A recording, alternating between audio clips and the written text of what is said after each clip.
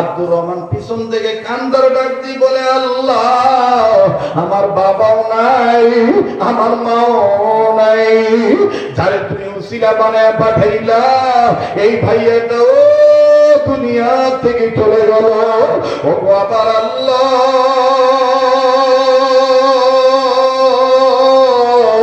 এই ভাইয়াটা মারা গেছে, ভাইয়াটা গুনাহ না করে তোমার কোরআন শিখার জন্য তেল কিনে দিয়েছে, এই ভাইয়াটাকে সবাই ঘৃণা করেছে। ও আল্লাহ, তুমি কি এই ভাইয়াটাকে মাফ করো নাই? আব্দুর রহমানের বড় হুজুর নামাজের নিয়ত ছেড়ে দিয়া ডাক দিয়ে বলে, আব্দুর রহমান, এখন বলো তুমি কেন কান্দো? আব্দুর রহমান কান্দার ডাক দিয়ে বলে, হযরত জি, আপনারা যে ছেলেটার লাশ সমাজের মানুষ ঘৃণা করে জানাজার নামাজ পড়াইতে চান নাই, আমাকে যে প্রথমে মাদ্রাসায় ভর্তি করেন নাই তেলের অভাবে, হুজুর জানেননি আমার মা নাই, বাবা নাই, আমার এই মাদ্রাসায় পড়ার ব্যাপারে তেল কিনে দিয়েছেন, মাথায় পড়ে মাদ্রাসা পর্যন্ত এই ভাইটাই নিয়ে এসেছে। বড় হুজুর চিৎকার দিয়ে ডাক দিয়ে বলে, আল্লাহ, একটা ডাকবেন না, বলেন না আল্লাহ, ডাক দিয়ে বলে, আল্লাহ, তুমি আসলে রহমানুর রহিম,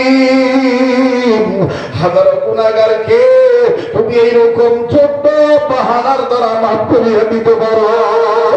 ও আল্লাহ, এখন আসলে বুঝে নিলাম তুমি গফুরুর রহিম, তুমি রহমানুর রহিম, তুমি গফুর গফার।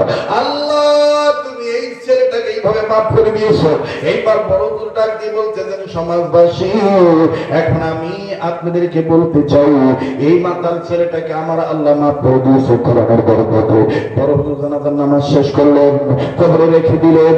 ভাইরা আমার, কবরে যখন মাটি দিবেন, এই লাশের উপরে যখন মাটি দিবেন, লাশের আরো যত কিছু আছে যখন দিবেন, বড় হুজুর সহ সবাই নজর করে দেখতেছে, কবরের ভিতর থেকে এমন খুশবু আসতেছে, আর পুরাটা কবরের মধ্যে কেমন জানি ফুল বাগিচা ভরপুর হয়ে গেছে। দুনিয়ায় যাদের মা নাই, যাদের বাবা নাই, তাদের মতন বড় অভিভাবক হারার কেউ নাই। এর যুবক, আজকে তোমার মা বেঁচে আছে, মাকে তুমি বুড়ি বলে গালি দাও। আজকে তোমার বাবা বেঁচে আছি, বাবারে তুমি বুড়া বলে গালি দাও। এই মা বাপ যেদিন মারা যাবি, ওই দিন বুঝবা তুমি কত বড় নিয়ামত হারাইলা। বাজাবো যাদের মা নাই, বাবা নাই, তারাই জানে তাদের কত বড় নিয়ামত নাই। এবার এই যুবক ছেলেটা কান্দা ডাক দিয়ে বলে, হায় হায়, তুমি তোমার মা বাবার কাছে এখন তুমি এইভাবে তোমার দুঃখ প্রকাশ করো, তাই তো ঠিকই তো তোমার এখন কেরাসিন তেল চুলে কে দিবে। এই ছেলেটা এখন কান্দার ডাক দিয়ে বলে, ভাই যান, আমি কার কাছে বলবো? আমি আল্লাহর কাছে বলি, আর আমার মা বাবার কবরে পাশে যে বলি, মারে বাবারে, তোদের মনের আশা পূরণ হলো না। এবার এই যুবক ছেলেটা ডাক দিয়ে বলতেছেন, ভাইয়া, মনে যদি কিছু না নাও, জীবন ভর আমি মদ খেয়েছি, মা বাবা টাকা দিবে না, মা বাবার কাছ থেকে জোর করে টাকা নিয়ে আসি বন্ধুকে খুশি করার জন্য, কিন্তু আজকে তোমার কথা শুনিয়া বোঝা যায় এই দুনিয়া দুনিয়া নয়, আর একটা দুনিয়া আছে। তোমার সাক্ষীকে আমি বলে দিলাম, আমি আর কোনদিন মদ খাবো না। অনেক টাকা পয়সা মদের পিছনে ব্যয় করেছি, আজকে আমার ওই টাকাটা দিয়ে আমি মদ কিনতে আইছিলাম, মদ আর কিনবো না। চলো চলো আমার সাথে চলো, আমি তোমাকে একদিন কেরাসিন তেল কিনে দেবো। আমি নিজে মাথায় ঘুরে তেলের বোঝা মাথায় নিয়ে তোমার মাদ্রাসা পর্যন্ত যাব। এর দ্বারা যেন আল্লাহ আমার গুনার বোঝা মাফ করিয়া দাও। এবার দিল্লিতে একটা গোরস্থান, এই গোরস্থানের পাশে দিয়া গণবসতি এলাকার পাশে জরাজীর্ণ শীর্ণ এলাকায় একবারে আমার বন্ধুগণ থর জঙ্গল এরিয়ার মধ্যে বিশাল আকারে একটা কবরস্থান। এই কবরস্থানের পাশে দিয়ে একটা রাস্তা, এই রাস্তা দিয়ে আমার বন্ধুগণ, একজন বন্ধু তার বন্ধুদের সাথে মাতলামি করার জন্য প্রতি সন্ধ্যায় তিনি মদ পান করে বন্ধুদের নিয়ে তিনি আড্ডা দেয়। প্লিজ অনুরোধ করবো কেউ কারো দিকে তাকাবেন না, নিজের কথা নিজে চিন্তা করবো, নিজের কবরের চিন্তা নিজের কবরের চিন্তা নিজে করবেন। শুনতে এসেছেন কোরআন হাদিসের বয়ান, কোরআন কারীমকে মহব্বত করা চাই, কেননা এই কোরআনই হলো নবীর সিরাত, এই কোরআনই হলো নবীজির মিলাদ। কথা বলেন ঠিক কিনা? সাহাবীরা আম্মা জান আয়েশাকে প্রশ্ন করলেন, ওগো আম্মা জান আয়েশা,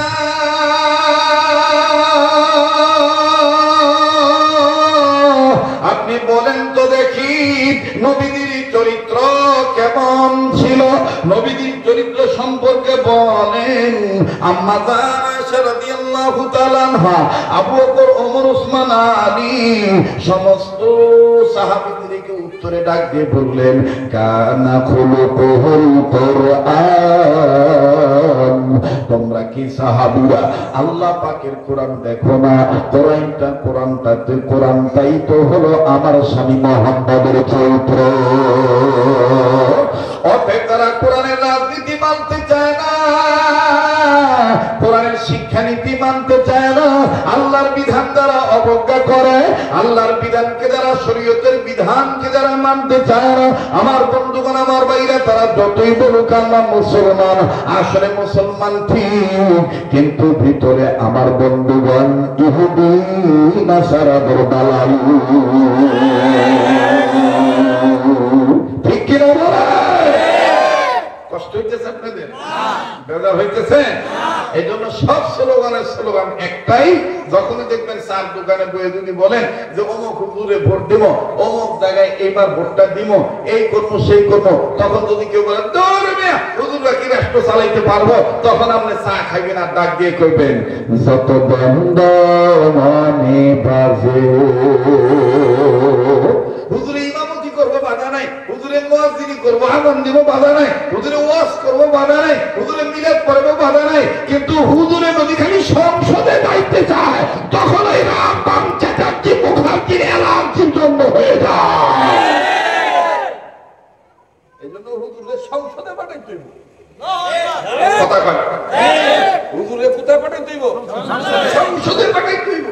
হুজুর ইমামতি করেন, হুজুর নামাজ পড়েন, হুজুর দেখবেন একেবারে সবাই নামাজে লেগে হুজুরের সামনে দেয়, কিন্তু খালি যদি হুজুর হাতটা ধরে করেন, আগামীতে উত্তর কাশীপুর বড় কেন্দ্রীয় মসজিদের অমুক ইমাম সাহেবকে আমরা সংসদে পাঠাতে চাই, তখন দেখবেন যে মসজিদের মধ্যে, কমিটির মধ্যে কয়েকজন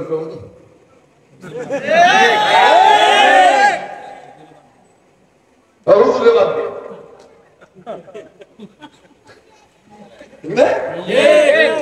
মানে কথা দ্বারা প্রমাণ হয়ে যায় ওর বাপই ভালো আসিল। এখন হুজুরদেরকে এইভাবে ওপেন গালিগালাজ করে, ওর বাপেরাও এইভাবে গালিগালাজ করে নাই, ওর বাবারাও কোনোদিন আলেমদের সাথে বেয়াদবি করে নাই, কিন্তু এরা করতেছে কেন করতেছে?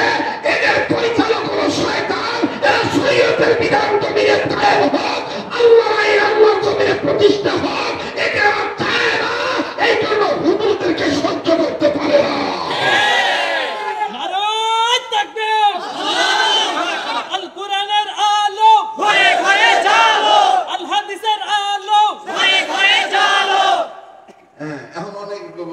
হুজুর যত চিল্লাচিল্লি করেন কাম হইব না, আপনারা ক্ষমতা দিতে পারবেন না, আমরা না যাইতে পারলাম, কিন্তু চেষ্টা তো করতে হইব। তাও তো হাসরের ময়দানে করতে পারো, হযরত ওমরে করতে পারো, ওসমানে করতে পারো, আমরা চেষ্টা করছি না, ঠিক আছে না ভাই? ক্ষমতায় যাইতে পারি আর না পারি, কিন্তু মাঠ ছাড়া যাবে না, পথ ছাড়া যাবে না, রাস্তা ছাড়া যাবে না, এলাকায় পলায় বেড়ানো যাবে না, বাতিলদের সাথে মোকাবেলা করতে হবে, জীবন গেলে জীবন চলে যাবে, কিন্তু বাতিলের কাছে মাথা নত ইসলামী আন্দোলন করা যাবে না।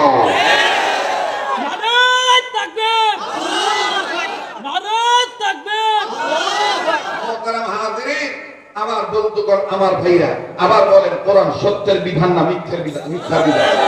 হ্যাঁ, এই কোরআনের শিক্ষা গ্রহণ করলে দাম বাড়ে না কমে? বলেন বাড়ে না কমে? বাড়ে। কেমন বাড়ে? আল্লাহু আকবার, আল্লাহু আকবার।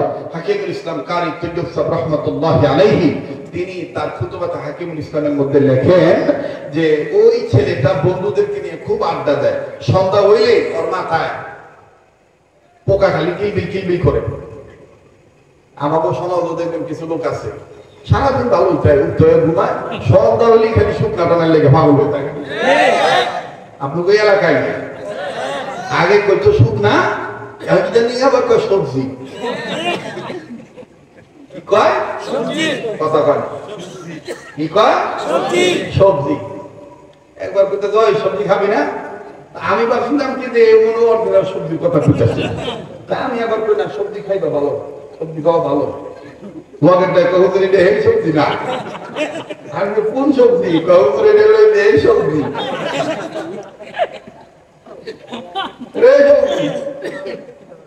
এই সবজি খাইলে কবজি দুর্বল হয়ে যায়। খাইবা যত বেশি এই শুকনা সবজি তত দুর্বল হইব তোমার কবজি। পয়েন্টে পয়েন্টে শক্তি থাকবো না। ডাক দিবা, বাবা একটা শালি কেমন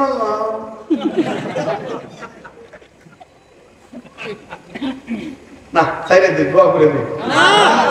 দাদা করছে কষ্ট হইতেছে আপনাদের? জমছে না, দমানো দরকার নাই। আমাদের মূল দরকার হলো অরিজিনাল কথাগুলো বলা, ঠিক কিনা বলেন? আমার ভাইরা, আমার বন্ধুগণ, আজকে যুবকরা ধ্বংস হয়ে যাচ্ছে মাদকের কারণে। আজকে যুবকরা ধ্বংস হয়ে যাচ্ছে পরকীয়ার কারণে। আজকে সংসারে অশান্তি বেড়ে গেছে পরকীয়ার কারণে। এদিকে কান লাগাইতে হবে, এদিকে মনোযোগ দিতে হবে, এদিকে দৃষ্টি দিতে হবে। এই বিষয়গুলো সব এই সামাজিক ধর, চারিত্রিক ধর, নৈতিক অবক্ষয়, এগুলোকে যদি আপনি রোধ করতে চান, বিশ্বাস করে ছেলে মেয়েকে কোরআনের শিক্ষা দেওয়া ছাড়া বিকল্প কোনো পথ নাই। এই জন্য কোরআন সত্যের বিধান। এই জন্য কোরআন কি? সত্যের বিধান।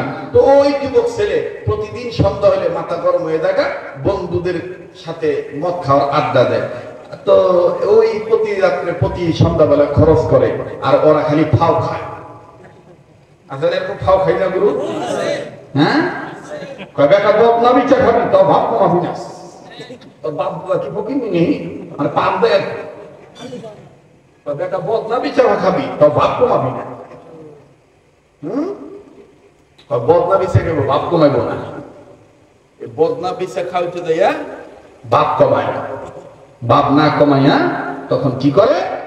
আমার বন্ধুগণ, আমার ভাইরা, এই যুবকদেরকে পাশের বন্ধুরা অনেক বুদ্ধি দেয়। আমি বলতে চাই, যুবক তুমি পরামর্শ নিলে আলেমের পরামর্শ নাও, পরামর্শ নিলে আল্লাহওয়ালাদের পরামর্শ নাও, পরামর্শ নিলে তুমি তোমার মায়ের পরামর্শ নাও, তুমি তোমার বাবার পরামর্শ নাও, ইমামের পরামর্শ নাও। এই বন্ধুদের পরামর্শ তুমি নিও না। পারলে বন্ধুদেরকে তুমি সালাম দাও, পারলে বন্ধুদেরকে তুমিও সর্বপ্রদেশ দাও। ওই বন্ধুদের কথা তুমি শুনিও না। তোমার বন্ধু তো সব থেকে বড় বন্ধু হলো আল্লাহ এবং তার রাসূল। কথা বলেন ঠিক কি না? এই যুবক এই মদ খাওয়ার জন্য ওই দিন সন্ধ্যাবেলায় সূর্য ডুবার পরে কবরের পাশে দিয়ে দেখতেছে। আমার ভাইরা, আমার বন্ধুরা, যাওয়ার সময় এই যুবক কানে আওয়াজ পান, একটা শিশু বাচ্চা, শিশু সন্তান করুণ কণ্ঠে আওয়াজ দিয়ে কান্দার ডাক দিয়ে, মা তোমার বড় ইচ্ছা ছিল আমার হাফেজ বানাইবা। আবার কিছুক্ষণ পরে বলে, বাবা তোমার বড় ইচ্ছা ছিল আমার হাফেজ বানাইবা, কোরআন শরীফ শিখাইবা গো, কিন্তু মা ভাগ্যের কি পরিণাম, মা তুমিও চলে গেলা, বাবাও দুনিয়া থেকে বিদায় নিয়ে চলে গেল, আমাদের বাড়িঘর সব পুরো সই হয়ে গেল। মা বাবা, মনে হয় আমি আর কোনদিন কোরআন শিখতে পারবো না, আমি আর কোরআন কোনদিন কব্জ করতে পারবো না। তোমাদের মনের আশা পূরণ হলো না। এইভাবে বাচ্চা ছেলেটা কান্না কাঁদে করে। ওই মক্কর ছেলেটার আমার বন্ধুগণ এখনো মদ খায় নাই। পকেটে প্রচুর পরিমাণের অর্থ নেওয়া আছে। বন্ধুদের কাছে যাইয়া বাগর হইয়া আড্ডা দিবে, বন্ধুদের সাথে মদ খাবো, শরাব পান করবো, শরাবের আসর জমাবো। বাজারে যখনই শিশু বাচ্চার কান্নার আওয়াজ আসলো, ছেলেটার ভিতরে একটা চিন্তা ঢুকে গেল। ঘটনা কি? কবরস্থানের ভিতর থেকে আওয়াজ আসে, ছোট্ট বাচ্চার কান্নার আওয়াজ। আমার দাদা বলতো মাঝে মধ্যে কবরস্থানে অনেক আত্মা জান্দা হয়ে যায়, যে ভূতের জিন পরীরা আসে নাকি আবার কবরে জিনেরা কথা বলে, এই চিন্তা চেতনা জাগ্রত করিয়া এই মক্খর যুবকটা আমার বন্ধুগণ নেশাখোর যুবকটা ডাক দিয়ে মুরব্বীরা বলেছে এই ধরনের শয়তান থেকে বাঁচার জন্য, এই জিন থেকে বাঁচার জন্য 1 নম্বর ঔষধ হলো সূরা কেরাত পাঠ করা, আর হলো আগুন থাকলে আগুন জ্বালানো। ছেলেটা ফক করে তার পকেটে রাখা ছিল গ্যাস লাইট। হাকিমুল ইসলাম কারি তৈয়ব সাহেব রাহমাতুল্লাহ আলাইহি আমার পরিচয় গ্যাস লাইটটা বের করলো। গ্যাস লাইট বের করে গ্যাস লাইট জ্বালা, না না তাও কান্না বন্ধ হয় না। কিছুক্ষণ পর পর এই বাচ্চা ছেলেটা কান্দার ডাক দিয়ে বলে আল্লাহ পারলাম না বাবা মার আশা পূরণ হইল না, আমি বুঝি আর মাদ্রাসায় পড়তে পারবো না, আমি বুঝি আর কোরআন শিখতে পারবো না। ছেলেটার ভিতরে সন্দেহ ঢুকে গেল, একই কথা তো এতবার একজন বলে না, মনে হয় আসলে এটা কোনো মানুষ হবে। দেখি তো কে কামতেছে, এবার কিতাবের লেখাগুলোকে এই নেশাখোর ছেলেটা টর্চ লাইটের মতন তার কাছে যে লাইট ছিল, এই লাইটটা আমার বন্ধুগণ যখন ফোকাসটা কবরস্থানের দিকে আমার বন্ধুগণ নামল, নজর করে দেখি ছোট্ট একটা সন্তান 6-7 বছর বয়স হবে। এই বালক ছেলেটা বাবা মা দুটো কবরস্থানের উপরে একবার ডাইনের কবরে হাত দেয় আর একবার বামের কবরে হাত দেয়। ছেলেটা এবার ওই মদখোর ছেলেটা নেশাখোর ছেলেটার দিলের মধ্যে সাহস আসলো, আমি তো আজকে নাপাক হই নেই, যাই না কবরস্থানে দেখি। বাইরে থেকে ডাক দিই কে তুমি? এবার বাইরে থেকে বলে কে তুমি? মানুষ হইলে জবাব দাও, জিন হইলে চলে যাও, মানুষ হইলে জবাব দাও, জিন হইলে চলে যাও। এইরকম যখন বলে এবার ওই বাচ্চা ছেলেটা ভিতর থেকে বলে আমি জিন নই, আমার নাম আব্দুর রহমান। এবার ছেলেটা ডাক দিয়ে বলতেছে তোমার নাম আব্দুর রহমান, তুমি কেন এইভাবে দুইটা কবর ধরে কাঁদবো? ডাক দিয়ে বলে ভাইজান আপনি কি কবরস্থানের ভিতরে আসবেন নাকি আমি আপনার কাছে বলবো? কষ্ট হচ্ছে নাকি? চলবে কি চলবে? চলবে। পিছনের ভাইরা কি বলেন? চলবে। তাহলে পিছন থেকে একটু ধরে বলুন আল্লাহু আকবার। এবার সামনের ভাইরা আবার বলেন আল্লাহু আকবার। সামনের বাইরা পিছনের বাইরা এমন ভাবে আওয়াজ দিবেন যারা বাইতে হুইয়া হুইয়া ভাবতেছে এত রাইতে ওয়াজ দিবেন, ওদেরকে জানা দিবেন মুমিন যারা হও তাদের কাছে ঈমানের পাওয়ার রাখো যেমন থাকে দুনিয়া তেমন থাকে। নারায়ে তাকবীর, আল্লাহু আকবার, নারায়ে তাকবীর, আল্লাহু আকবার। মুসলমান ভাইরা আমার বন্ধু রে, এবার ওই যুবক ছেলেটা ডাক দিয়ে বলতেছেন ভাইজান আমি নামাজ ঠিক মতন আদায় করি না, ঠিক মতন পাক পবিত্রতা অর্জন করি না, ভাই কবরস্থানের ভিতরে ঢুকতে আমার ভালো লাগে, ভাই যদি মনে কিছু না না তুমি বাইরে আসো আমি তোমার কথা শুনবো, তবে আবারও বলছি যদি মানুষ হও তাইলে তুমি আগায় আসো, আর যদি জেন হও তাইলে তুমি দূরে সরে যাও, তুমি দূরে সরে যাও। বাজান ছেলেটা ডাক দিয়ে বলে না না আমি মানুষ, আমার নাম আব্দুর রহমান। এবার বলে আব্দুর রহমান তুমি জলদি করে সামনে আসো, আব্দুর রহমান আমার কাছে আসো। আব্দুর রহমান এবার কবরস্থানের বাইরে যখন চলে আসলো, কবরস্থানের বাইরে ওয়ালের বাইরে যখন চলে আসলো, রাস্তায় আসার পরে আমার বন্ধুগণ সন্ধ্যা রাত্রির পর এই অন্ধকার রাত্রিতে ছেলেটার কাছে যেটা দিয়ে বলতেছেন ভাই না আপনি আমায় চিনেন নাই, আমি আব্দুর রহমান, আমার বাবার নাম অমর, আমাদের এলাকা ওই এলাকা। বলে তাইলে তুমি কান্দো কেন? আর দুইটা কবর ধরে তুমি বারবার কান্দো কেন? একবার ডাইনের কবরে হাত রাখো আর একবার বামের কবরে হাত রাখো, আসলে তুমি কান্দো কেন বলো না? ছেলেটা কান্দে ডাক দিয়ে বলতেছেন ভাইজান ডাইনেরটা হলো আমার বাবার কবর আর বামেরটা হলো মায়ের কবর। বলে তোমার মা বাবা কি মারা গেছে? বলে আমার মা বাবা একসাথে মারা যায়। বলে একসাথে তোমার মা বাবা কেমনে মারা গেল? ডাক দিয়ে বলে ভাইজান আপনি কি শোনেন নাই আপনাদের এই এলাকার পাশের এলাকায় গত কয়েক সপ্তাহ আগে আগুন লেগেছিল, আগুন লাগার কারণে পুরা বাড়ির ফ্যামিলি সহ কয়েকজন একসাথে মারা গেছে।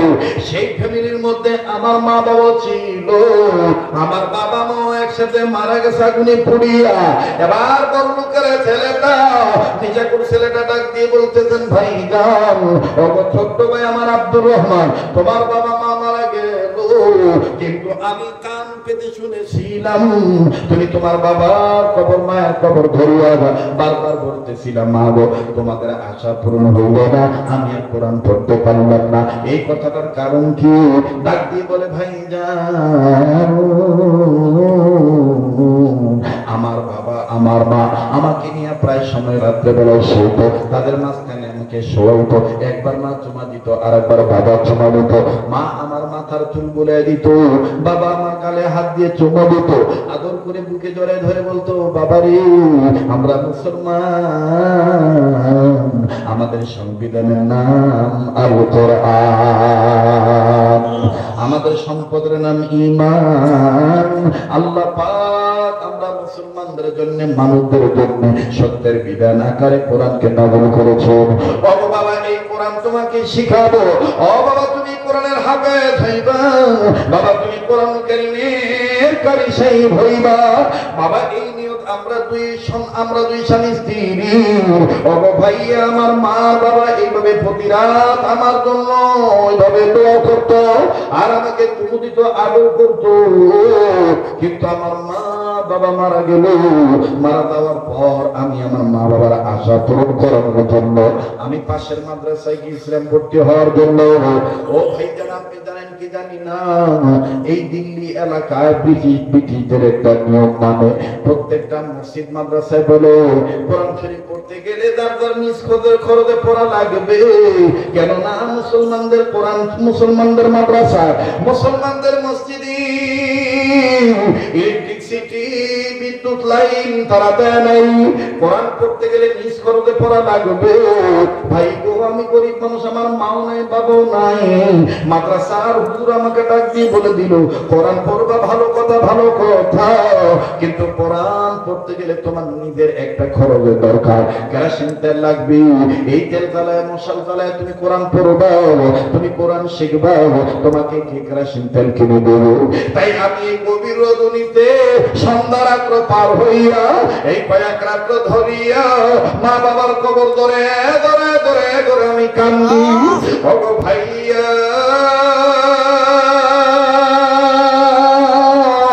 দুনিয়ায় যাদের মা নাই, যাদের বাবা নাই, তাদের মতো বড় অভিভাবক হারার কেউ নাই। এর যুবক, আজকে তোমার মা বেঁচে আছে, মাকে তুমি বুড়ি বলে গালি দাও। আজকে তোমার বাবা বেঁচে আছি, বাবারে তুমি বুড়া বলে গালি দাও। এই মা বাপ যেদিন মারা যাবি, ওই দিন বুঝবা তুমি কত বড় নিয়ামত হারাইলা। বাজাবো যাদের মা নাই বাবা নাই, তারাই জানে তাদের কত বড় নিয়ামত নাই।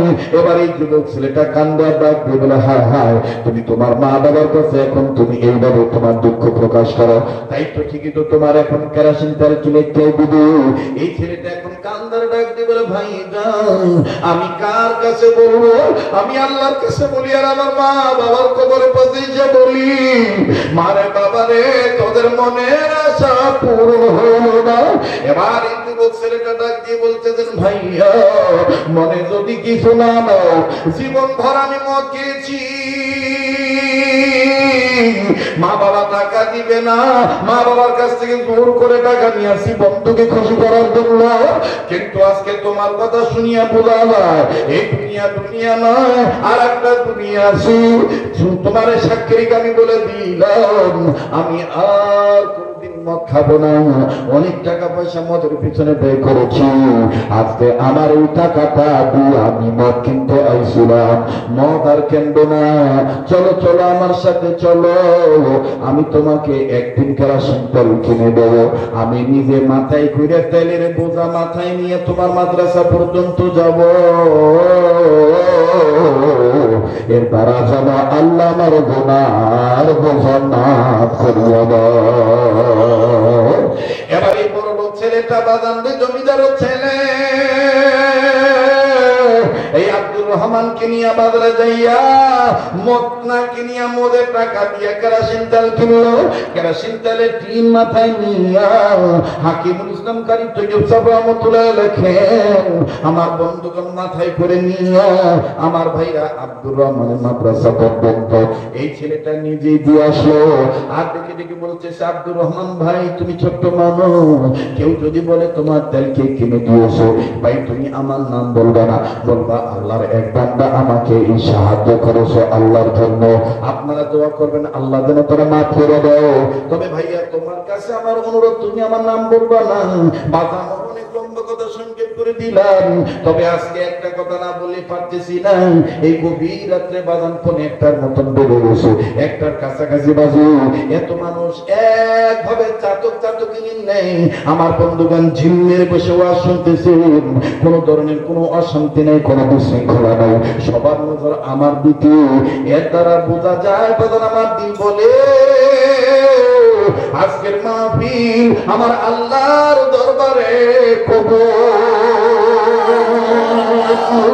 মুসলমান ভাইরা আমার, কার বয়ান কার শোনা, কার বাবা শোনা, কার মাহফিলে আগমন, কার জিকিরের বচন, কার পুণ্যে কাজ কখন কবুল হবে এটা একমাত্র জানে কে।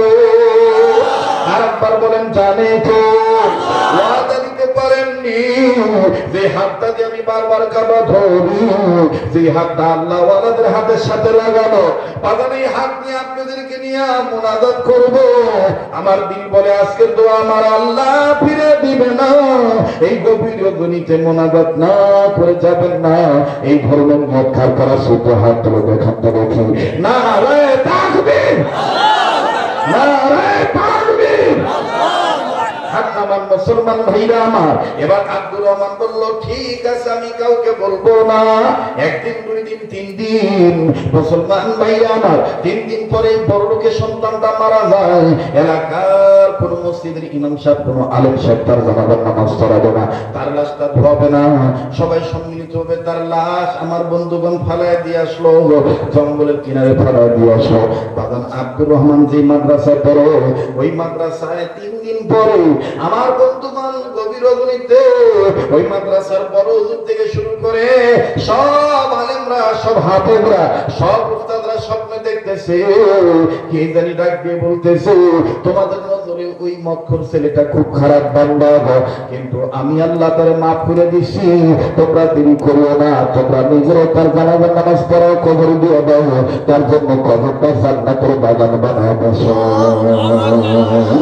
বাগানে আব্দুর রহমানের মাদ্রাসার বড় হুজুর আমার ভাইরা গভীর রজনীতে চিৎকার দিয়ে উঠছে, উঠে ডাক দিয়ে বলে আর ঘুমায় লাভ নাই, বড় লোকের সন্তানের যে লাশটা আমরা অবজ্ঞা করেছি, আমরা ঘৃণার নজরে দেখতেছি, এটা নাকি আমার আল্লাহ তারে মাফ করে দিয়েছে। চলেন যাই জলদি করে তার লাশটা ধুয়াই, তার লাশটা জানাজার নামাজ পড়াইয়া, তার লাশটা কাপড় পেঁচাইয়া কবরে রাইখা দেব। এবার বাজারে জানাজার নামাজের জন্য রেডি হয়ে গেছে। বাবাজি আব্দুর রহমান যখন তাদের সাথে নামাজে দাঁড়াইছেন, 1 কাতার 2 কাতার 3 কাতার 4 কাতার 5 6 7 কাতার প্রথম হয়ে গেল। সর্বপিছনের কাতার থেকে আব্দুর রহমান যখন জানতে পারলেন এটাই জমিদারের ছেলে, আব্দুর রহমান আল্লাহু আকবার নিয়ত বান্দা শুনিয়া আব্দুর রহমান পিছন থেকে কান্দার ডাক দিয়ে বলে আল্লাহ আমার বাবাও নাই, আমার মাও নাই, যারে তুমি উসিলা বানায় পাঠাইলা এই ভাইয়াটা ও দুনিয়া থেকে চলে গেল। ও আবার আল্লাহ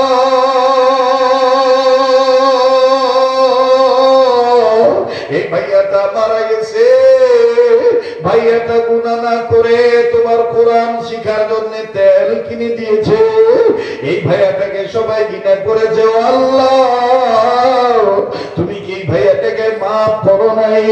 আব্দুর রহমানের বড় হুজুর নামাজের নিয়ত ছেড়ে দিয়া ডাক দিবেন আব্দুর রহমান এখন বলো তুমি কেন কান্দো?